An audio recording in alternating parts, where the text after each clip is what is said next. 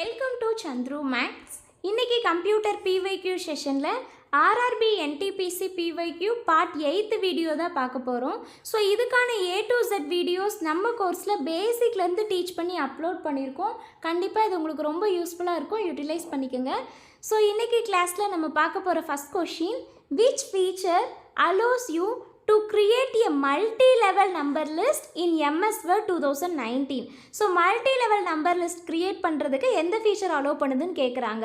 எதுலன்னா MS Word 2019ல் வெறும் number list அப்படிங்கிறது 1 2ன்னு create பண்ணுறது நம்பர் லிஸ்ட்னு பார்த்துருந்தோம். But multi level number list அப்படின்னா 1.1 1.2ன்னு வரும்ல, இதை தான் மல்டி லெவல் நம்பர் லிஸ்ட்னு சொல்லுவாங்க. இதை க்ரியேட் பண்ணுறதுக்கு எந்த ஃபீச்சர் அலோவ் பண்ணுதுன்னா ஆப்ஷன்ஸை ரீட் பண்ணி பார்த்தாலே ஈஸியாக நீங்கள் ஆன்சர் பண்ணிடலாம். Option C, define new multi level list. இந்த ஃபீச்சர் தான் மல்டி லெவல் நம்பர் லிஸ்ட்டை க்ரியேட் பண்ணுறதுக்கு அலோவ் பண்ணுது.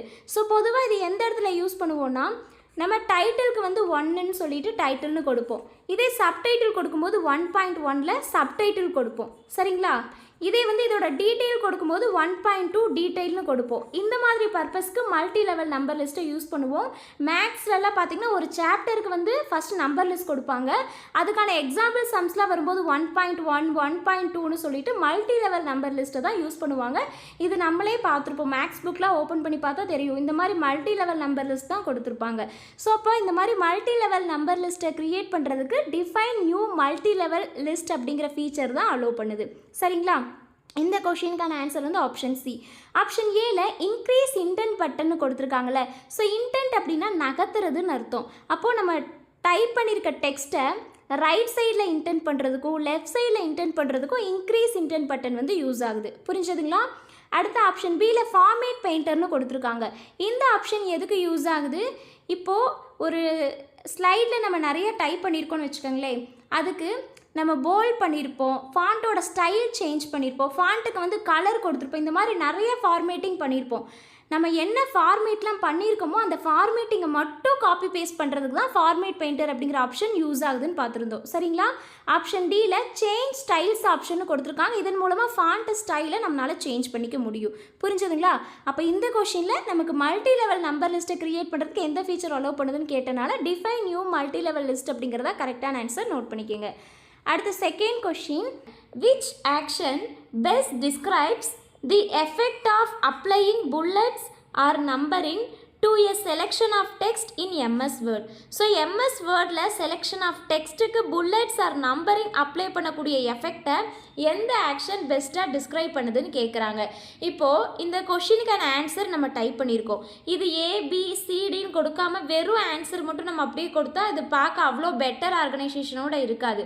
ஸோ அப்போது இதுக்கு வந்து நம்ம புல்லட்ஸ் ஆர் நம்பரிங் எஃபெக்டை அப்ளை பண்ணியிருக்கோம். அப்போ இது எப்படி இருக்குது? ஒரு ஸ்ட்ரக்சர் லிஸ்ட்டாக பார்க்க வந்து ஒரு பெட்டர் ஆர்கனைசேஷனோட இருக்குது. அப்போது இது என்ன பண்ணுதுன்னா செலக்டட் டெக்ஸ்ட்டை ஸ்ட்ரக்சர் லிஸ்ட்டாக கன்வெர்ட் பண்ணுது. எப்படின்னா சிம்பிள்ஸ் ஆர் நம்பர்ஸோட, இந்த மாதிரி சிம்பிள்ஸ் ஆர் நம்பர்ஸோட செலக்டட் டெக்ஸ்ட்டை ஸ்ட்ரக்சர் லிஸ்ட்டாக கன்வெர்ட் பண்ணுது பெட்டர் ஆர்கனைசேஷனுக்காக, புரிஞ்சுதுங்களா? இது கண்டிப்பாக எல்லாருக்கும் தெரிஞ்சிருக்கும். அப்போ MS வேர்டில் செலெக்ஷன் ஆஃப் டெக்ஸ்ட்டுக்கு புல்லட்ஸ் ஆர் நம்பரிங் அப்ளை பண்ணக்கூடிய எஃபெக்டை எந்த ஆக்ஷன் பெஸ்ட்டாக டிஸ்கிரைப் பண்ணுதுன்னா ஆப்ஷன் டி, புரிஞ்சுதுங்களா? It converts the selected text into a structure list with symbols or numbers for better organisation. Otherwise remaining options எல்லாம் நமக்கு ரொம்ப ராங்காக தான் இருக்கும். நீங்கள் ரீட் பண்ணி பார்த்தாலே உங்களுக்கு தெரியும், இதெல்லாம் வந்து இந்த புல்லட்ஸ் ஆர் நம்பரிங் எஃபெக்ட்டுக்கு சம்மந்தமே இல்லாத ஆப்ஷன்ஸாக இருக்கும். ஸோ புரிஞ்சிருக்கும்னு நினைக்கிறேன். அப்போ இந்த கொஷினுக்கான ஆன்சர் வந்து ஆப்ஷன் டி, நோட் பண்ணிக்கிங்க. அடுத்த தேர்ட் கொஷின் பாருங்கள். when working with text wrapping around an image in MS Word, which layout option provides the most flexibility in precisely positioning the image relative to the text and other elements ignoring the text flow? So ரொம்ப ஈஸியான question. MS வேர்டில் text wrapping பற்றி கேட்குறாங்க. Text wrapping அப்படின்னா என்னென்னா, இதுதான் ஒரு இமேஜ்னா இந்த இமேஜை சுற்றி டெக்ஸ்ட்டு எப்படியெல்லாம் வரலாம் அப்படிங்கிறத கண்ட்ரோல் பண்ணக்கூடிய ஒரு ஃபீச்சர் தான் டெக்ஸ்ட் ரேப்பிங் அப்படிங்கிறது. இங்கே டெக்ஸ்ட் ரேப்பிங்கோட 4 ஆப்ஷன்ஸ் கொடுத்துருக்காங்க. Tight wrapping, behind text or in front of text wrapping, square wrapping, through ரேப்பிங்னு 4 லேஅவுட் ஆப்ஷன் கொடுத்துருக்காங்க. இப்போ MS வேர்டில் ஒரு இமேஜை சுற்றி டெக்ஸ்ட் ரேப்பிங் ஒர்க் ஆகிட்டு இருக்கும்போது இங்கே கொடுத்துருக்க லேஅவுட் ஆப்ஷனில் எந்த லேஅவுட் ஆப்ஷன் டெக்ஸ்ட் ஃப்ளோவை இக்னோர் பண்ணிவிட்டு இமேஜுக்கு ரிலேட்டபுளாக டெக்ஸ்ட் அண்ட் அதர் எலமெண்ட்ஸை ரொம்ப ப்ரிசைஸ்லி அப்படின்னா துல்லியமான அர்த்தம், ரொம்ப துல்லியமாக அதை பொசிஷன் பண்ணுறதுக்கு அதிகமான மோஸ்ட் ஃப்ளெக்சிபிலிட்டி ப்ரொவைட் பண்ணக்கூடிய லே அவுட் ஆப்ஷன் எதுன்னு கேட்குறாங்க. சரிங்களா? ஸோ புரியலைன்னா இன்னொரு டைம் சொல்கிறேன். எம்எஸ் வேர்டில் ஒரு இமேஜை சுற்றி டெக்ஸ்ட் ராப்பிங் ஃபீச்சர் ஒர்க் ஆகிட்டு இருக்கும்போது டெக்ஸ்ட் ஃப்ளோவை இக்னோர் பண்ணிவிட்டு எந்த லே அவுட் ஆப்ஷன் ஒரு இமேஜுக்கு ரிலேட்டபுளாக டெக்ஸ்ட் அண்ட் அதர் எலமெண்ட்ஸை ரொம்ப துல்லியமாக பொசிஷன் பண்ணுறதுக்கு அதிகமான ஃப்ளெக்சிபிலிட்டியை ப்ரொவைட் பண்ணுதுன்னு கேட்குறாங்க. ஸோ இந்த 4 ஆப்ஷன்ஸையும் நம்ம செக் பண்ணி பார்க்கலாம். ஃபஸ்ட்டு வந்து லே அவுட் ஆப்ஷனாக டைட் ரேப்பிங் கொடுத்துருக்காங்க. டைட் ரேப்பிங் அப்படிங்கும்போது இதுதான் இமேஜ்னா இந்த இமேஜை சுற்றி டெக்ஸ்ட் வந்து ரொம்ப டைட்டாக நெருக்கமாக வரும். அப்படி நெருக்கமாக வரும்போது அங்கே ஃப்ளெக்சிபிலிட்டி கிடைக்காது, ரொம்ப லோவாக தான் கிடைக்கும். பட் இவங்க எந்த லே அவுட் ஆப்ஷன் வந்து ஃப்ளெக்சிபிலிட்டியை அதிகமாக கொடுக்குதுன்னு கேட்குறாங்க.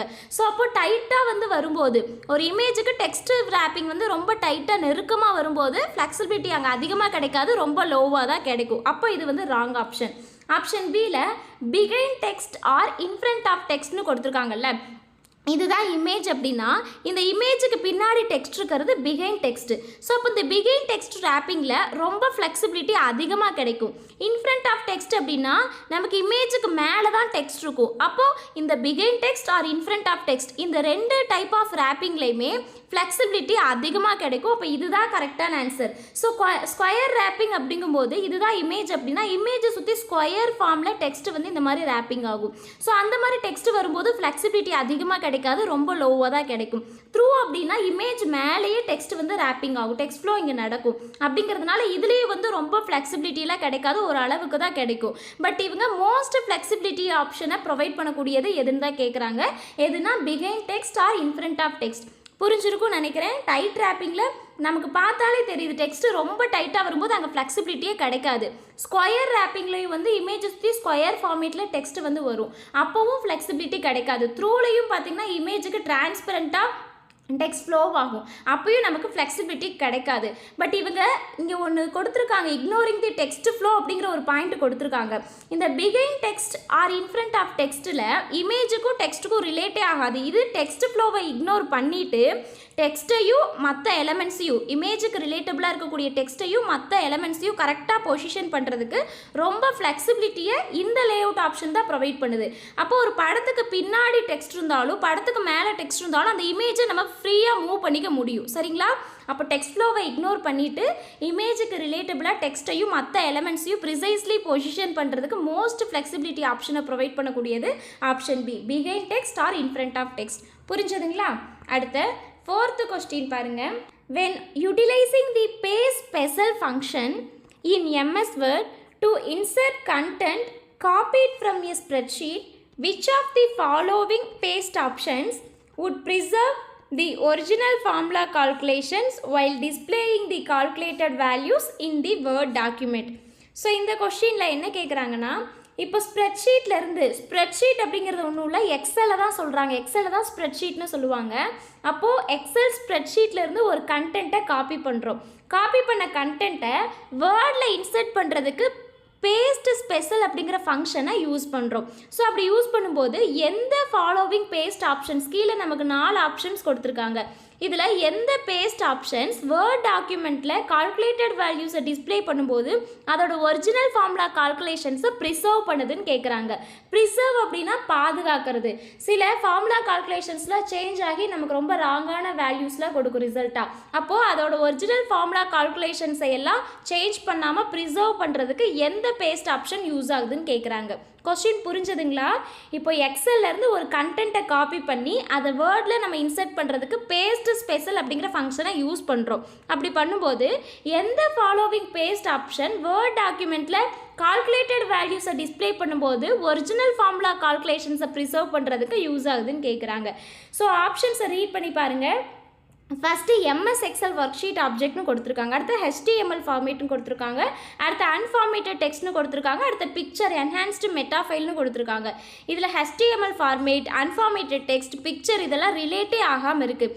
இவங்களே ஸ்ப்ரெட்ஷீட்டில் இருந்துன்னு கொடுத்துட்டாங்க. ஸ்ப்ரெட்ஷீட் அப்படிங்கிறது எக்ஸல், பட் எக்ஸல்னு கொடுத்தா நிறைய பேர் ஈஸியாக ஆன்சர் பண்ணிடுவாங்கன்னு சொல்லிட்டு தான் மோஸ்ட்லி அதை கொடுக்காமல் இருப்பாங்க. Option A MS Excel work sheet object அப்படிங்கிறதா கரெக்டான ஆன்சர். ஸோ இதில் இருக்கக்கூடிய பேஸ்ட் ஆப்ஷன் தான் வேர்ட் டாக்குமெண்ட்டில் கால்குலேட்டட் வேல்யூஸை டிஸ்பிளே பண்ணும்போது ஒரிஜினல் ஃபார்முலா கால்குலேஷன்ஸை ப்ரிசர்வ் பண்ணுது. புரிஞ்சுதுங்களா?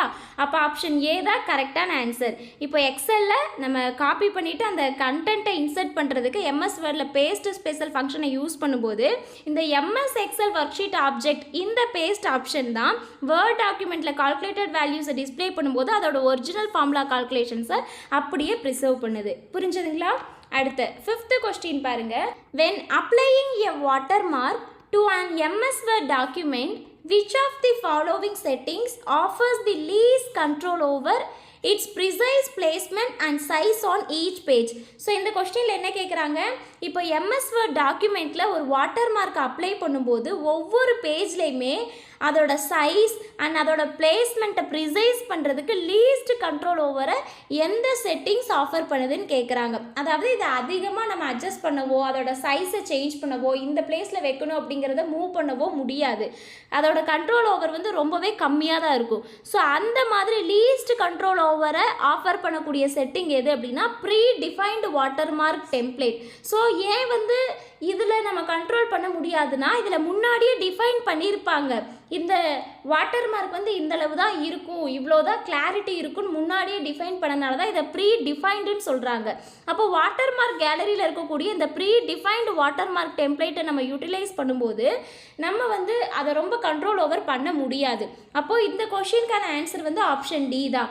அதர்வைஸ் நம்ம ஹெட்டர் ஆர் ஃபூட்டரில் வந்து வாட்டர் மார்க் அப்ளை பண்ணும்போது நம்ம இஷ்டத்துக்கு அதை நம்ம எந்த சைஸில் வேணால் வச்சுக்கலாம், எவ்வளோ கிளாரிட்டியில் வேணால் வச்சுக்கலாம். இதே வந்து கஸ்டம் பிக்சர் வாட்டர் மார்க்கை இன்சர்ட் பண்ணும்போது நம்ம ஸ்கேல் அண்ட் வாஷ் அவுட் செட்டிங்ஸை அட்ஜஸ்ட் பண்ணிக்கலாம். ஸ்கேல் அப்படின்னா 50%ல் வைக்கலாம், 70%, 100%ன்னு காட்டூல அதை தான் ஸ்கேல்னு சொல்லுவாங்க, அந்த லெவலில் வச்சுக்கலாம். வாஷ் அவுட் செட்டிங்ஸ் அப்படின்னா வாஷ் அவுட் ஆனில் இருந்தது அப்படின்னா வாட்டர் மார்க் வந்து லைட்டாக தெரியும், வாஷ் அவுட் ஆஃபில் இருந்தது அப்படின்னா இந்த வாட்டர் மார்க் வந்து டார்க்காக தெரியும். வாட்டர் மார்க் அப்படிங்கிறது இப்போ இந்த ஸ்லைட்லேயே நம்ம சந்துரு மேக்ஸ் வந்து வாட்டர் மார்க்காக கொடுத்துருக்கோம். சரிங்களா?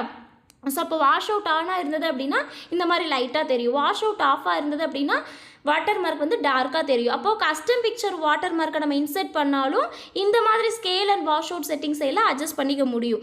கஸ்டம் டெக்ஸ்ட் வாட்டர் மார்க்கை இன்சர்ட் பண்ணாலும் நம்ம வந்து ஃபாண்ட் சைஸை சேஞ்ச் பண்ணிக்கலாம், அதுக்கான கலர் சேஞ்ச் பண்ணிக்கலாம், அந்த மாதிரி ஸ்பெசிஃபிக் லே அவுட் ஆப்ஷன்ஸை நம்ம அட்ஜஸ்ட் பண்ணிக்க முடியும். பட் எதில் வந்து நம்ம கண்ட்ரோல் ஓவர் பண்ண முடியாது அப்படின்னா இந்த predefined watermark template அது முன்னாடியே இவங்க டிஃபைன் பண்ணி செட்டிங்ஸில் கொடுத்துருக்கனால இதை யூஸ் பண்ணும்போது கண்ட்ரோல் ஓவர் வந்து நமக்கு அதிகமாக இருக்காது. ஸோ அதை தான் கொஷினாக கேட்குறாங்க. எம்எஸ் வேர்ட் டாக்குமெண்ட்டில் வாட்டர் மார்க்கை நம்ம அப்ளை பண்ணும்போது ஒவ்வொரு பேஜ்லேயுமே அதோட சைஸ் அண்ட் பிளேஸ்மெண்ட்டை ப்ரிசைஸ் பண்ணுறதுக்கு லீஸ்ட் கண்ட்ரோல் ஓவரை எந்த செட்டிங் ஆஃபர் பண்ணுது? Option D, utilising a predefined watermark template from the watermark gallery. கிளியரா? ஸோ புரிஞ்சிருக்கும்னு நினைக்கிறேன். அடுத்த 6th கொஸ்டின் பாருங்கள். How do we customize bullets in MS Word? So MS வேர்டில் புல்லெட்ஸை எப்படி கஸ்டமைஸ் பண்ணலான்னு கேட்குறாங்க. ஸோ புல்லெட்ஸ் அப்படிங்கிறது ஃபர்ஸ்ட் ஆஃப் ஆல் நம்ம எதுக்கு யூஸ் பண்ணுவோம்? ஒரு கொஷினுக்கான ஆன்சர் வந்து பேராகிராஃபாக எழுதும்போது பார்க்க அவ்வளோ லுக்காக இருக்காது, யாருமே விரும்பி படிக்க மாட்டாங்க. இதே வந்து நம்ம பாயிண்ட் பை பாயிண்ட்டாக கொடுக்கும்போது அது கொஞ்சம் என்ஹான்ஸ் பண்ணி காட்டும், பார்க்கவும் லுக்காக இருக்கும். ஸோ அப்போது பாயிண்ட் பை பாயிண்ட்டாக கொடுக்கும்போது முன்னாடி நம்ம புல்லெட்ஸ் யூஸ் பண்ணுவோம். புல்லெட்ஸ் அப்படிங்கிறது இந்த மாதிரி டாட்டாக இருக்கும் அல்லது டைமண்ட் ஷேப்பில் இருக்கும் டிசைன் முன்னாடி, அல்லது ஏரோ மார்க்லலாம் இருக்கும், அல்லது ஸ்டார் டிசைனில் இந்த மாதிரி நிறைய மல்டிபிள் டிசைன்ஸ் புல்லெட்ஸ் இருக்குது. ஸோ அப்போது எம்எஸ் வேர்டில் இந்த மாதிரி புல்லெட்ஸை எப்படி கஸ்டமைஸ் பண்ணலான்னு கேட்குறாங்க. ஹோம் டேப்பில் போய் புல்லெட்ஸ் ஆப்ஷனை கிளிக் பண்ணோம் அப்படின்னா டிஃபைன் நியூ புல்லெட் காட்டும். ஸோ இதன் மூலமாக நம்ம புல்லெட்ஸை கஸ்டமைஸ் பண்ணிக்க முடியும். அதர்வைஸ் பிக்சர், மார்ஜின்ஸ், ஜூம் எல்லாம் ரிலேட்டே ஆகாமல் இருக்குது. ஸோ ஆப்ஷன் பி தான் கரெக்டான ஆன்சர். ஹோம் டேப்பில் புல்லெட்ஸ் ஆப்ஷனில் டிஃபைன் நியூ புல்லெட் நம்ம செலக்ட் பண்ணுறது மூலமாக புல்லெட்ஸை வந்து கஸ்டமைஸ் பண்ணிக்க முடியும். சரிங்களா? இந்த கொஷினுக்கான ஆன்சர் வந்து ஆப்ஷன் பி நோட் பண்ணிக்கோங்க. அடுத்து 7th கொஸ்டின் பாருங்க. In MS Word, which feature allows users to set the margins of a document affecting the space between the text and the edges of the page? So இந்த question வந்து டாக்குமெண்ட்டில் மார்ஜின்ஸை set பண்ணுறதுக்கு யூசர்ஸை எந்த feature allow பண்ணுதுன்னு கேட்குறாங்க. MS வேர்டில் ஒரு டாக்குமெண்ட்க்கு மார்ஜின்ஸை set பண்ணுறதுக்கு யூசர்ஸை எந்த ஃபீச்சர் அலோவ் பண்ணுது? ஸோ மார்ஜின்ஸ் வந்து எதை அஃபெக்ட் பண்ணுதுன்னா ஒரு பேஜுக்கு வந்து எட்ஜஸ் கொடுக்கறது, டெக்ஸ்ட்டுக்கு பிட்வீனில் ஸ்பேஸ் கொடுக்கறதெல்லாம் அஃபெக்ட் பண்ணுது. அஃபெக்ட் அப்படிங்கிறது பாதிப்பு அப்படின்னு மட்டும் நம்ம கன்சிடர் பண்ணிக்கக்கூடாது. அஃபெக்ட் அப்படிங்கிறது மாற்றம் ஏற்படுத்துவது அப்படிங்கிற ஒரு மீனிங் கூட இருக்குது. சரிங்களா? அப்போது ஒரு பேஜுக்கு வந்து எட்ஜஸ் கொடுக்கறது, டெக்ஸ்ட்டுக்கு பிட்வீன் பிட்வீனில் ஸ்பேஸ் கொடுக்குற இந்த மாற்றம்லாம் ஏற்படுத்துகிற மார்ஜினை ஒரு டாக்குமெண்ட்டில் செட் பண்ணுறதுக்கு யூஸரை எந்த ஃபீச்சர் அலோவ் பண்ணுது? பேஜ் சைஸா, பேஜ் லேஅவுட்டா, பேஜ் பார்டர்ஸா, மார்ஜின்ஸா? இவங்களே தெளிவாக மார்ஜின்ஸ் கொடுத்துட்டாங்க. ஸோ மார்ஜின்ஸ் அப்படிங்கிறது தான் கரெக்டான ஆன்சர். அதர்வைஸ் பேஜ் சைஸ் அப்படிங்கிறது ஒரு பேஜோட சைஸ் A4 அல்லது லெட்டர் சைஸா அல்லது A3 சைஸா, இதை டிஃபைன் பண்ணுறதுக்கு தான் பேஜ் சைஸ் அப்படிங்கிற ஆப்ஷன் கொடுத்துருப்பாங்க. பேஜ் லேஅவுட் அப்படிங்கிறது ஒரு டேபு. இந்த டேபு கீழே தான் நமக்கு margins, orientation, page borders, page size எல்லாம் வரும். சரிங்களா? இது வந்து ஒரு டேப். பேஜ் பார்டர்ஸ் அப்படிங்கிறது ஒரு பேஜுக்கு வந்து பார்டர் கொடுத்து அதை என்ஹான்ஸ் பண்ணி காட்டுறதுக்கு தான் பேஜ் பார்டர்ஸ் யூஸ் ஆகுது. அதர்வைஸ் மார்ஜின்ஸ் அப்படிங்கிற இந்த ஃபீச்சர் தான் ஒரு டாக்குமெண்ட்க்கு மார்ஜினை செட் பண்ணுறதுக்கு யூஸரை அலோவ் பண்ணுது. புரிஞ்சதுங்களா? ஸோ அப்போ இந்த கொஸ்டினுக்கான ஆன்சர் வந்து ஆப்ஷன் டி நோட் பண்ணிக்கோங்க. அடுத்து 8th கொஸ்டின் பாருங்கள். In MS Word, which command allows users to duplicate a selected block of text and place the copy at a different location within the same document or another document? இந்த question என்ன கேட்குறாங்க?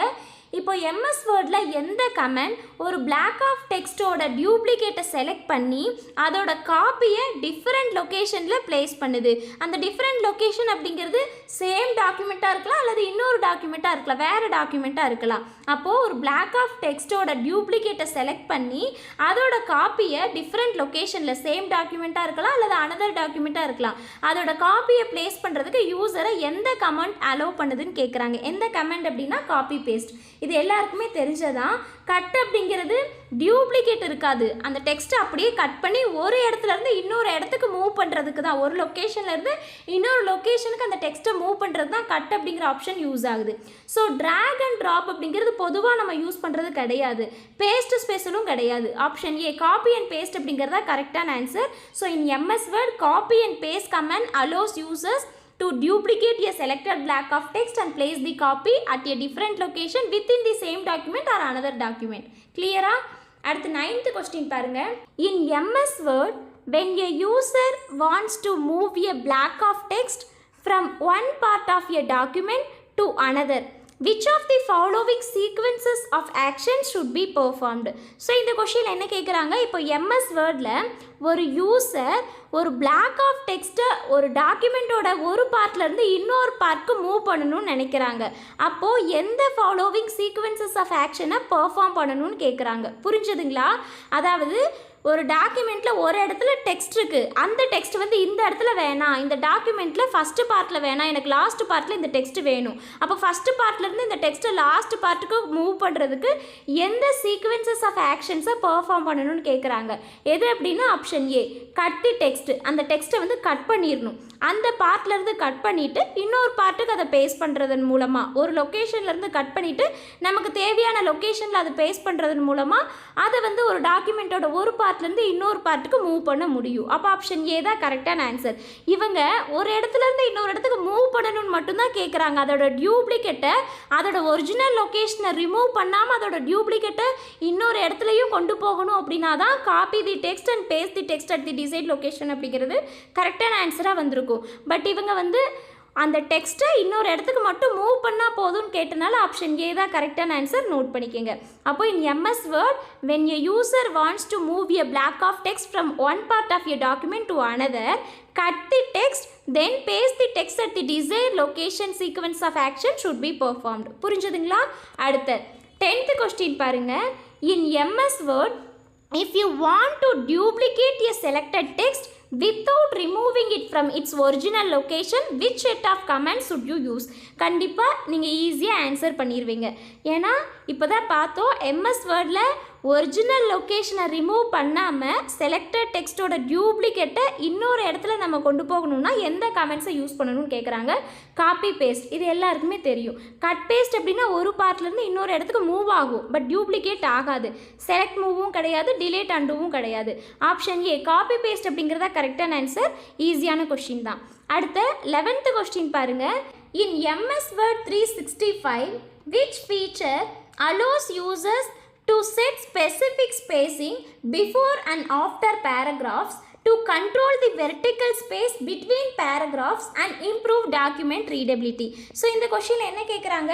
இப்போ MS Word 365ல் பேராகிராஃப்ஸ்க்கு before and after specific ஸ்பேஸிங்கை set பண்ணுறதுக்கும், அதாவது ஒரு பேராகிராஃப்க்கு முன்னாடியும் பின்னாடியும் ஸ்பேஸ்லாம் கொடுத்து அமைக்கிறதுக்கும், to control the vertical space between paragraphs, பேராகிராஃப்க்கு பிட்வீனில் வெர்டிக்கல் ஸ்பேஸை கண்ட்ரோல் பண்ணுறதுக்கும், வெர்டிக்கல் ஸ்பேஸ் அப்படின்னா டாப் அண்ட் பாட்டம், பேராகிராஃப்க்கு மேலேயும் கீழேயும் ஸ்பேஸ் கொடுத்து அதை கண்ட்ரோல் பண்ணுறதுக்கும், டாக்குமெண்ட் ரீடபிலிட்டியை இம்ப்ரூவ் பண்ணுறதுக்கும், டாக்குமெண்ட் ரீடபிலிட்டி இதனால் இம்ப்ரூவ் ஆகுமான்னு கேட்டால் ஆகும். ஏன்னா பேராகிராஃப்க்கு ஸ்பேஸ்லாம் கொடுத்து கரெக்டாக அதை நம்ம என்ஹான்ஸ் பண்ணி காட்டும்போது அதை நல்லா நம்ம ரீட் பண்ண முடியும். அப்போ இதனால் டாக்குமெண்ட்டோட ரீடபிலிட்டியும் இம்ப்ரூவ் ஆகும். சரிங்களா? அப்போ இந்த மாதிரியெல்லாம் பண்ணுறதுக்கு யூஸரை எந்த ஃபீச்சர் அலோவ் பண்ணுது? ஆப்ஷன்ஸை ரீட் பண்ணி பார்த்தாலே ஈஸியாக ஆன்சர் பண்ணிடலாம். இன்டென்ஷேஷனாக, பேராகிராஃப் ஸ்பேஸிங்காக, பேஜ் லேஅவுட்டா, லைன் ஸ்பேஸிங்கா? So option B paragraph spacing அப்படிங்கிறது தான் கரெக்டான ஆன்சர். இன்டென்ஷேஷன் அப்படிங்கிறது ஒரு பேராகிராஃபாக இருக்கட்டும், ஒரு டெக்ஸ்ட்டாக இருக்கட்டும், அதை ரைட் அல்லது லெஃப்ட் நகர்த்துறதுக்கு இன்டென்ட் பண்ணுறதுக்கு தான் இன்டென்ஷேஷன் அப்படிங்கிறது யூஸ் ஆகுது. பேஜ் லேஅவுட் அப்படிங்கிறது டேப், இந்த டேபுக்கு கீழே தான் பேஜுக்கு மார்ஜின் கொடுக்கறது, பேஜுக்கு ஓரியன்டேஷன் கொடுக்கறது, பேஜுக்கு வந்து பார்டர் கொடுக்கறது, இந்த ஆப்ஷன்ஸ்லாம் இந்த டேபு கீழே தான் வரும். லைன் ஸ்பேஸிங் அப்படிங்கிறது ஒரு லைனுக்கு மட்டும் தான் நம்ம ஸ்பேஸ் கொடுக்க முடியுமே தவிர ஹோல் பேராகிராஃப்க்கும் ஸ்பேஸ் கொடுக்க முடியாது. அப்போ ஆப்ஷன் பி பேராகிராஃப் ஸ்பேஸிங் அப்படிங்கிறதா கரெக்டான ஆன்சர். புரிஞ்சிருக்கும்னு நினைக்கிறேன். அடுத்த 12th கொஸ்டின் பாருங்கள். இன் MS Word 365 which feature allows users to customize the appearance of bulleted list by selecting different bullet styles or symbols and modifying their size and color? So இந்த கொஷினில் என்ன கேட்குறாங்க, MS Word 365ல எந்த feature நம்ம different bullet styles or symbols எல்லாம் select பண்ணி அந்த புல்லட்ஸுக்கு size and கலர்ஸை எல்லாம் மாடிஃபை பண்ணி அந்த புல்லட் லிஸ்ட்டோட அப்பேரன்ஸை கஸ்டமைஸ் பண்ணுறதுக்கு யூசர்ஸை அலோவ் பண்ணுதுன்னு கேட்குறாங்க. எந்த ஃபீச்சர் அலோவ் பண்ணுதுன்னா புல்லட் லைப்ரரி. பார்த்தனே நம்ம ஈஸியாக ஆன்சர் பண்ணிடலாம். நம்ம முன்னாடியே பார்த்துருந்தோம் புல்லட்ஸ் அப்படிங்கிறது இந்த மாதிரி டாட்டில் இருக்கும், அண்ட் டைமண்ட் சிம்பிளில் இருக்கும், அண்ட் ஸ்டார் சிம்பிளில் இருக்கும், ஏரோ மார்க்கில் இருக்கும். அப்போ இந்த மாதிரி டிஃப்ரெண்ட் புல்லட் ஸ்டைல்ஸ் ஆர் சிம்பிள்ஸ்லாம் இருக்குது. அப்போ இதோட சைஸ் அண்ட் கலரை எல்லாம் மாடிஃபை பண்ணி அந்த புல்லட் லிஸ்ட்டோட அப்பேரன்ஸை கஸ்டமைஸ் பண்ணுறதுக்கு புல்லட் லைப்ரரி அப்படிங்கிற ஃபீச்சர் தான் யூசர்ஸை அலோவ் பண்ணுது. புரிஞ்சதுங்களா? ஆப்ஷன் டி தான் கரெக்டான ஆன்சர். நோட் பண்ணிக்கோங்க. அடுத்து 13th கொஸ்டின் பாருங்கள். இன் MS Word 365 what is the shortcut to remove manual character formatting from selected text? So ஒரு டெக்ஸ்ட்டை செலக்ட் பண்ணி அதுக்கு நம்ம ஃபார்மேட்லாம் கொடுப்போம். அந்த ஃபார்மேட்டிங்கை ரிமூவ் பண்ணுறதுக்கு என்ன ஷார்ட்கட்னு கேட்குறாங்க. ஃபார்மேட்டிங் அப்படிங்கிறது என்னென்னா ஒரு டெக்ஸ்ட்டை வந்து நல்லா போல்ட் பண்ணி காட்டுறதுக்கு போல்ட் கொடுப்போம், அண்டர்லைன் பண்ணி காட்டணும்னா அண்டர்லைன் கொடுப்போம், அல்லது இட்டாலிக் ஃபாண்ட் வேணும்னா இட்டாலிக் ஃபாண்ட்டு கொடுப்போம், ஷேடோ கொடுப்போம், ஃபாண்ட்டோட கலர் சேஞ்ச் பண்ணுவோம், ஸ்டைல் சேஞ்ச் பண்ணுவோம். இந்த மாதிரி பண்ணுறது தான் ஃபார்மேட்டிங்னு சொல்லுவாங்க. அப்போ அந்த மாதிரிலாம் பண்ணி சில இதை நம்ம அலங்கோலம் பண்ணி வச்சுருப்போம். அதெல்லாம் ரிமூவ் பண்ணுறதுக்கு நம்ம என்ன ஷார்ட்கட்டை யூஸ் பண்ணலான்னு கேட்குறாங்க. எது அப்படின்னா கண்ட்ரோல் ப்ளஸ் ஸ்பேஸ் பார் அப்படிங்கிற ஷார்ட்கட்டை யூஸ் பண்ணலாம். ஸோ அப்படி பண்ணும்போது நம்ம என்னென்னலாம் ஃபார்மேட் பண்ணமோ அதெல்லாம் ரிமூவ் ஆகி நார்மலாக எப்படி இருக்குமோ அது மட்டும்தான் நமக்கு தெரியும். அப்போ option D control plus space bar அப்படிங்கிறத கரெக்டான answer. So control plus shift plus N இந்த ஷார்ட்கட் எதுக்கு யூஸ் ஆகுதுன்னா நார்மல் டிஃபால்ட் ஸ்டைல் அப்ளை பண்ணுறதுக்கு தான் கண்ட்ரோல் ப்ளஸ் ஷிஃப்ட் ப்ளஸ் என் அப்படிங்கிறது யூஸ் ஆகுது. இப்போ டிஃபால்ட்டாக சிஸ்டமில் கேலிப்ரி அப்படிங்கிறது தான் டிஃபால்ட் ஃபாண்ட் அப்படின்னா அந்த ஃபாண்ட்டை கொடுக்கும். டிஃபால்ட் சைஸ் அப்படிங்கிறது 11 அப்படின்னா அந்த சைஸ் தான் கொடுக்கும். அப்போ நார்மல் ஸ்டைலை அப்ளை பண்ணுறதுக்கு என்ன ஷார்ட்கட் கீ அப்படின்னு கேட்பாங்க. Control plus shift plus N. Control plus Z அப்படிங்கிறது அண்டூக்கான shortcut key, control plus B அப்படிங்கிறது போல்டுக்கான ஷார்ட்கட் கீ. புரிஞ்சுதுங்களா? அப்போது செலக்டட் டெக்ஸ்ட்டோட ஃபார்மேட்டிங்கை ரிமூவ் பண்ணுறதுக்கு என்ன ஷார்ட்கட் அப்படின்னா கண்ட்ரோல் ப்ளஸ் ஸ்பேஸ் பார். புரிஞ்சுதுங்களா? அடுத்த 14th கொஸ்டின் பாருங்கள். இன் MS Word 2019 which of the following features can you use to change the page orientation of your document? இப்போ MS Word 2019ல நம்ம டாக்குமெண்ட்டோட பேஜ் ஓரியன்டேஷனை சேஞ்ச் பண்ணுறதுக்கு எந்த ஃபாலோவிங் ஃபீச்சரை நம்ம யூஸ் பண்ணலான்னு கேட்குறாங்க. பேஜ் ஓரியன்டேஷன் அப்படிங்கிறது எந்த டேப்பில் இருக்குன்னு ஃபஸ்ட் நம்ம தெரிஞ்சுக்கணும். வியூ டேப்லையா, இன்சர்ட் டேப்லையா, பேஜ் லேஅவுட்லையா, ரெவ்யூ டேப்லையா? ஒரு பேஜ் பற்றி ஆப்ஷன்ஸ் எல்லாம் பேஜ் லேஅவுட் டேப்பில் தான் இருக்குன்னு நம்ம பார்த்துருந்தோம். அப்போது பேஜ் லேஅவுட் ஓரியன்டேஷன் அப்படிங்கிறது தான் கரெக்டான ஆன்சர். இவங்களே பேஜ் ஓரியன்டேஷன் கொடுத்துருக்காங்க. அப்போ ஆப்ஷன்ஸை நம்ம ரீட் பண்ணி பார்த்து ஈஸியாக ஆன்சர் பண்ணிடலாம். Option C page layout tab, then go to orientation option. இதுதான் கரெக்டான ஆன்சர், நோட் பண்ணிக்கோங்க. ஸோ வியூ டேப் இதெல்லாம் வராது, இதெல்லாம் ராங்கான options. Option C page layout tab orientation அப்படிங்கிறதா கரெக்டான ஆன்சர். ஸோ அப்போ இந்த ஓரியன்டேஷனை நம்ம வந்து சேஞ்ச் பண்ணணும் அப்படின்னா பேஜ் லேஅவுட் டேப்பில் போய் ஓரியன்டேஷன் ஆப்ஷனை சூஸ் பண்ணுறதன் மூலமாக ஒரு டாக்குமெண்ட்டோட பேஜ் ஓரியன்டேஷனை நம்மளால் சேஞ்ச் பண்ண முடியும். சரிங்களா? அடுத்து 15th கொஸ்டின் பாருங்கள். In MS Word 2019, if you want to select an entire paragraph quickly, which of the following actions should you perform? So இந்த கொஷினில் என்ன கேட்குறாங்க, MS Word 2019 என்டையர் பேராகிராஃபையுமே நம்ம குயிக்காக செலக்ட் பண்ணணும்னா எந்த ஃபாலோவிங் ஆக்ஷன்ஸை நம்ம பெர்ஃபார்ம் பண்ணணும்னு கேட்குறாங்க. ஸோ ரொம்ப ஈஸியான கொஷின், இது நமக்கு ரொம்ப தேவைப்படுற விஷயம் கூட. ஸோ என்டையர் பேராகிராஃபையுமே நம்ம குயிக்காக செலக்ட் பண்ணணும் அப்படின்னா ஒரு பேராகிராஃபில் எந்த வேர்டில் இருந்துட்டும் நம்ம ட்ரிபிள் கிளிக் பண்ணால் போதும் என்டையர் பேராகிராஃப்மே செலக்ட் ஆகும். ஸோ ஆப்ஷன் பி தான் கரெக்டான answer. Triple click on any word within the paragraph. Remaining இருக்கிறதெல்லாம் தேவையில்லாத ஆப்ஷன்ஸ், இதெல்லாம் நமக்கு தேவையில்லாதது தான். ஸோ ஆப்ஷன் பி தான் கரெக்டான ஆன்சர், நோட் பண்ணிக்கோங்க. ஸோ அப்போ இன் MS Word 2019 if you want to select an entire paragraph quickly, triple click on any word within the paragraph. சரிங்களா? அடுத்த பாருங்க 16th question. If you move text using cut and paste, where does the text go before being pasted in MS Office? So இந்த கொஷினில் என்ன கேட்குறாங்க, இப்போது cut and பேஸ்ட்டை use பண்ணி நம்ம டெக்ஸ்ட்டை மூவ் பண்ணும்போது அந்த டெக்ஸ்ட் MS ஆஃபீஸில் பேஸ்ட் பண்ணுறதுக்கு முன்னாடி எங்கே போகும்னு கேட்குறாங்க. ஸோ ஆப்ஷன் ஏ ரீசைக்கிள் பின்க்கு போகுமா, ஆப்ஷன் பி டெம்ப்ரவரி டாக்குமெண்ட்டில் ஸ்டோர் ஆகுமா, ஆப்ஷன் சி கிளிப்போர்டுக்கு போகுமா, ஆப்ஷன் டி நம்ம பேஸ்ட் பண்ணுற வரையும் அது வந்து பெர்மனெண்ட்டாக டிஸப்பேர் ஆகுமான்னு கேட்குறாங்க. ஸோ எது அப்படின்னா option C to the clipboard அப்படிங்கிறதான் கரெக்டான ஆன்சர். நம்ம வந்து சில பேர் என்ன பண்ணிடுவோம், டெம்ப்ரவரி டாக்குமெண்ட்டில் ஸ்டோர் பண்ணிடுவோன்னு போட்டுருவோம், பட் கிடையாது, கிளிப்போர்டில் தான் ஸ்டோர் ஆகும். நோட் பண்ணிக்கோங்க. நம்ம கட் பண்ணாலும் சரி காப்பி பண்ணாலும் சரி அது பேஸ்ட் பண்ணுறதுக்கு முன்னாடி டெம்பரவரியாக ஸ்டோர் ஆகக்கூடிய பிளேஸ் தான் கிளிப்போர்டு. ஆப்ஷன் சி கிளிப்போர்டு அப்படிங்கிறதா கரெக்டான ஆன்சர், நோட் பண்ணிக்கோங்க. அடுத்த 17th கொஸ்டின் பாருங்கள். How can we change the margins of a document in MS Word? So MS Wordல ஒரு டாக்குமெண்ட்டோட மார்ஜின்ஸை நம்ம எப்படி சேஞ்ச் பண்ணலான்னு கேட்குறாங்க. மார்ஜின்ஸ் அப்படிங்கிறது எந்த டேப்பில் இருக்குது, டிசைன் டேப்லையா, ரெவ்யூ டேப்லையா, இன்சர்ட் டேப்லையா, லேஅவுட் டேப்லையா? ஸோ பேஜ் லேஅவுட் டேப்பில் தான் பேஜ் ரிலேட்டபிளான ஆப்ஷன்ஸ் எல்லாம் இருக்குன்னு பார்த்துருந்தோம். அப்போ option D page layout tab அப்படிங்கிறதா கரெக்டான ஆன்சர். டிசைன் டேப்பில் நமக்கு தீம்ஸ், பேக்ரவுண்ட் இதெல்லாம் தான் இருக்கும். So option B review tab கொடுத்துருக்காங்க. இதில் ப்ரூஃபிங் ஆப்ஷன்ஸ்லாம் இருக்கும். ப்ரூஃபிங் ஆப்ஷன்ஸ் அப்படிங்கிறது எதுக்கு யூஸ் ஆகுதுன்னா ஸ்பெல்லிங் அண்ட் கிராமர் செக்கிங்காக, ரிசர்ச் பண்ணுறதுக்காக, சர்ச் பண்ணுறதுக்காக, கமெண்ட்ஸ் இன்சர்ட் பண்ணுறதுக்காக இருக்கக்கூடிய ஆப்ஷன்ஸ் எல்லாம் ரெவ்யூ டேப்பில் இருக்கும். அடுத்து இன்சர்ட் டேப் மூலமாக நம்ம டேபிள்ஸு, சார்ட்டு, ஷேப்பு இதெல்லாம் வந்து இன்சர்ட் பண்ணிக்க முடியும். ஹெட்டர் அண்ட் ஃபூட்டர்லாம் இன்சர்ட் பண்ணிக்க முடியும். பேஜ் லேஅவுட் டேப்பில் தான் பேஜ் ரிலேட்டபிளான ஆப்ஷன்ஸ் எல்லாம் இருக்கும். Orientation, so margins, page size எல்லாம் பேஜ் லேஅவுட் டேப்பில் தான் இருக்கும். ஸோ அப்போ option D page layout of margins அப்படிங்கிறதா கரெக்டான ஆன்சர். ஸோ நோட் பண்ணிக்கோங்க. ஸோ அப்போ இதில் போய் தான் நம்ம மார்ஜின்ஸை சேஞ்ச் பண்ண முடியும். அடுத்த 18th கொஸ்டின் பாருங்கள். In the context of local area networks, LAN full form என்னன்னு கேட்பாங்க, local area networks. So local area networks ஓட கான்டெக்ஸ்டில் what is the primary purpose of a MAC address? MAC அப்படின்னா மீடியா ஆக்சஸ் கண்ட்ரோல் அட்ரஸ்னு சொல்லுவாங்க. இது ஒரு hardware address. So இது வந்து நெட்வொர்க்கில் இருக்கக்கூடிய ஒவ்வொரு டிவைஸுக்குமே இந்த மீடியா ஆக்சஸ் கண்ட்ரோல் அட்ரஸை கொடுத்துருப்பாங்க. இது ஒரு ஹார்ட்வேர் அட்ரஸ். எதுக்காக அப்படின்னா நெட்வொர்க்கில் இருக்கக்கூடிய ஒவ்வொரு டிவைஸோட இந்த நெட்வொர்க் இன்டர்ஃபேஸ் கண்ட்ரோலர்னு சொல்லக்கூடிய இந்த கார்டை யூனிக்காக ஐடென்டிஃபை பண்ணுறதுக்காக கொடுத்துருப்பாங்க. இது printer, mobile, laptop and computer இந்த மாதிரியான நெட்வொர்க்கில் இருக்கக்கூடிய எல்லா சிஸ்டமுக்குமே யூஸ் ஆகும். சரிங்களா? அதுக்கெல்லாம் NICன்னு சொல்லக்கூடிய நெட்வொர்க் இன்டர்ஃபேஸ் கார்டு கொடுத்துருப்பாங்க.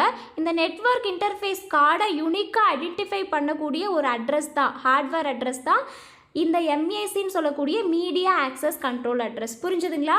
அப்போது லோக்கல் ஏரியா நெட்வொர்க்ஸ் கான்டெக்ஸ்டில் MACன்னு சொல்லக்கூடிய மீடியா ஆக்சஸ் கண்ட்ரோல் அட்ரஸோட ப்ரைமரி பர்பஸ் என்னென்னா to uniquely identify a network interface controller at the data link layer. புரிஞ்சுதுங்களா? டேட்டா லிங்க் லேயரில் இந்த நெட்வொர்க் இன்டர்ஃபேஸ் கண்ட்ரோலரை யூனிக்காக ஐடென்டிஃபை பண்ணுறதா மீடியா ஆக்சஸ் கண்ட்ரோல் அட்ரஸ். புரிஞ்சுதுங்களா? இது ஒரு ஹார்ட்வேர் அட்ரஸ். எல்லா டிவைஸுக்குமே இந்த அட்ரஸ் கொடுத்துருப்பாங்க. நம்ம மொபைல், லேப்டாப், பிரிண்டர் இந்த மாதிரியான ஹார்ட்வேர் டிவைசஸுக்கு எல்லாமே, நெட்வொர்க்கில் இருக்கக்கூடிய இந்த டிவைசஸ்க்கு எல்லாமே இந்த media access control hardware address கொடுத்துருப்பாங்க. எதுக்காகனா அதில் இருக்கக்கூடிய இந்த நெட்வொர்க் இன்டர்ஃபேஸ் கார்டை கரெக்டாக ஐடென்டிஃபை பண்ணுறதுக்காக, யூனிக்காக ஐடென்டிஃபை பண்ணுறதுக்காக. அப்போ புரிஞ்சிருக்கும்னு நினைக்கிறேன். ஆப்ஷன் பி தான் கரெக்டான ஆன்சர். நோட் பண்ணிக்கோங்க. அடுத்த 19th கொஸ்டின் பாருங்கள். Which Windows OS tool is used to change the system date and time?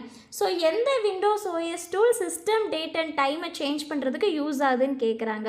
So இது எல்லாருக்குமே தெரிஞ்சிருக்கும். ஏன்னா பார்ட் 1ல் ஃபஸ்ட் கொஸ்டினே இதை பற்றி தான் நம்ம பார்த்தோன்னு நினைக்கிறேன். சிஸ்டம் செட்டிங்ஸை மாடிஃபை பண்ணுறதுக்கு எந்த டூல் யூஸ் ஆகுதுன்னா கண்ட்ரோல் பேனல். ஆப்ஷன் சி தான் கரெக்டான ஆன்சர். கண்ட்ரோல் பேனல் தான் சிஸ்டம் செட்டிங்ஸை எல்லாம் சேஞ்ச் பண்ணுறதுக்கும் மாடிஃபை பண்ணுறதுக்குலாம் யூஸ் ஆகுது. சிஸ்டம் செட்டிங்ஸ் அப்படிங்கும்போது அதில் டேட் அண்ட் டைம் எல்லாம் இன்க்ளூட் ஆகும். Date and time, network programs இதெல்லாம் இன்க்ளூட் ஆகும். ஸோ ஆப்ஷன் ஏல டிவைஸ் மேனேஜர்னு கொடுத்துருக்காங்களா, இது ஹார்ட்வேர் டிவைசஸை மேனேஜ் பண்ணுறதுக்கு யூஸ் ஆகுது. ஆப்ஷன் பியில் டாஸ்க் மேனேஜர்னு கொடுத்துருக்காங்களா, இது வந்து ரன்னிங் ப்ரோக்ராம்ஸ் அண்ட் ப்ராசஸ் எல்லாம் பார்க்கறதுக்கு, அதை கண்ட்ரோல் பண்ணுறதுக்கு தான் டாஸ்க் மேனேஜர் யூஸ் ஆகுது. ஆப்ஷன் டியில் ஃபைல் எக்ஸ்ப்ளோரர் கொடுத்துருக்காங்க, ஃபைல்ஸ் அண்ட் ஃபோல்டர்ஸை மேனேஜ் பண்ணுறதுக்கு ஃபைல் எக்ஸ்ப்ளோரர் யூஸ் ஆகுது. ஆப்ஷன் சியில் கொடுத்துருக்கக்கூடிய கண்ட்ரோல் பேனல், இந்த டூல் தான் சிஸ்டம் டேட் அண்ட் டைமான சிஸ்டம் செட்டிங்ஸை சேஞ்ச் பண்ணுறதுக்கு யூஸ் ஆகக்கூடிய டூல். ஸோ நோட் பண்ணிக்கோங்க. கண்ட்ரோல் பேனல் அப்படிங்கிற OS tool is used to change the system date and time. புரிஞ்சதுங்களா? அடுத்த லாஸ்ட் 20th கொஸ்டின் பாருங்க. Which version of Windows introduced the start menu? So எந்த version of Windows start மெனுவை introduce பண்ணாங்கன்னு கேட்குறாங்க. Windows 95ஆ, Windows 7ஆ, விண்டோஸ் 10ஆ, விண்டோஸ் XPயா? ஆப்ஷன் ஏ விண்டோஸ் 95 அப்படிங்கிறதா கரெக்டான ஆன்சர். இது 1995ல் கொண்டு வந்தாங்க. ஸ்டார்ட் மெனு அப்படிங்கிறது நமக்கு எதுக்கு யூஸ் ஆகுது? ஃபைல்ஸ் அண்ட் ப்ரோக்ராம்ஸ்குள்ளே போகிறதுக்கு, ஏதாவது சர்ச் பண்ணுறதுக்கு அண்ட் ஈஸியாக ஷட் பண்ணுறதுக்கு, ரீஸ்டார்ட் பண்ணுறதுக்கு தான் ஸ்டார்ட் மெனு அப்படிங்கிற ஆப்ஷன் நமக்கு ரொம்பவே யூஸ் ஆகும். இந்த ஸ்டார்ட் மெனுவை எந்த விண்டோஸ் இன்ட்ரடியூஸ் பண்ணாங்கன்னா விண்டோஸ் 95. இது இம்பார்ட்டண்ட்டான கொஸ்டின், நோட் பண்ணிக்கோங்க. அதர்வைஸ் நமக்கு விண்டோஸ் 7, விண்டோஸ் 10, விண்டோஸ் XP இந்த வெர்ஷன்ஸில் எல்லாம் இதை அப்டேட் பண்ணாங்க. சரிங்களா? ஸ்டார்ட் மெனுவை வந்து அப்டேட் பண்ணாங்க. ஸோ அப்போ ஆப்ஷன் ஏ விண்டோஸ் 95 அப்படிங்கிறதா கரெக்டான ஆன்சர். விண்டோஸ் 95ல் தான் ஸ்டார்ட் மெனுவை இன்ட்ரடியூஸ் பண்ணாங்க. ஸோ புரிஞ்சிருக்கும்னு நினைக்கிறேன். இந்த கிளாஸில் நம்ம 20 கொஷின்ஸ் கம்ப்ளீட் பண்ணிட்டோம். Thank you all.